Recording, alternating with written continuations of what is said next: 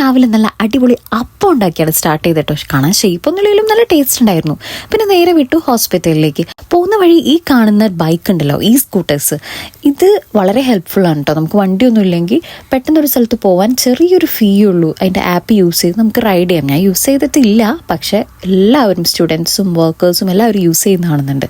പിന്നെ ഈ കാണുന്ന പൂന്തോട്ടം, അതെന്നും പോകുമ്പോൾ നമ്മുടെ മനസ്സിനൊരു കുളിർമയേകുന്നതാണ്. എന്ത് രസമാണെന്ന് പറയും, ഓരോ കളറുള്ള റോസാപ്പൂക്കൾ.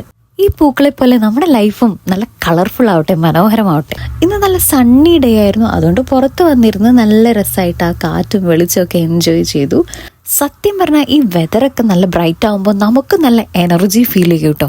ആകെ മൂടിക്കെട്ടിരിക്കുമ്പോൾ നമ്മളും ആകെ ഡള്ളായിരിക്കും. പിന്നെ നമ്മൾ സോയാബീനും ടോർട്ടിലൊക്കെ ആയിട്ട് ലഞ്ചൊന്ന് പൊടിച്ചു. വർക്ക് കഴിഞ്ഞ് വീട്ടിലേക്ക് പോവാറായപ്പോഴേക്കും വെതർ ആകെ മാറി, ആകെ മൂടിക്കെട്ടി ഇരുണ്ട് കാർമേഘമൊക്കെ വന്ന്. അതുകൊണ്ട് നേരെ ബസ് എടുത്തു. വീട്ടിലെത്തിയപ്പോൾ എന്താ ഉണ്ടാക്കാന്ന് നോക്കിയപ്പോൾ നമ്മുടെ ഹോംലിയുടെ പ്രൊഡക്ട്സ് ഇരിക്കുന്നു. എങ്കിൽ പിന്നെ ഒന്നും നോക്കണ്ട, നല്ല അടിപൊളി ടേസ്റ്റി ഫുഡ് ഐറ്റംസ് ഉണ്ടാക്കാമല്ലോ. നേരെ ഞാൻ എടുത്തു നല്ല പയർ. അങ്ങനെ പയർ കറി വെച്ചു, ചോറ് വെച്ചു. അങ്ങനെ നമ്മുടെ ഡിന്നർ ഒന്ന് സെറ്റാക്കി. അപ്പോഴേക്കും നല്ല മഴ വന്നു. ഇനി പുതിയൊരു ദിവസം പുതിയ പ്രതീക്ഷകളുമായിട്ട്